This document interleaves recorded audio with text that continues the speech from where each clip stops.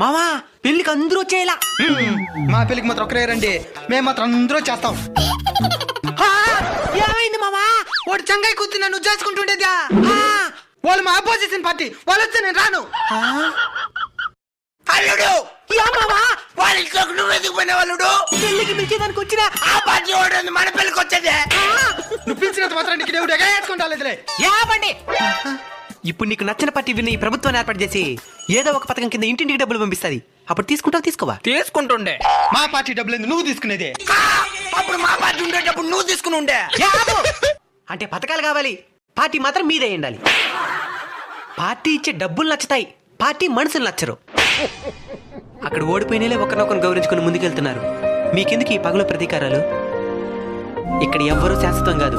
5 ఏళ్లకు ఒకసారి ఎలక్షన్స్ వస్తూనే ఉంటాయి. గెలిచిన వారిని అభినందించి రాష్ట్రాన్ని అభివృద్ధి పదంలో నడిపిస్తారని ఆశిద్దాం.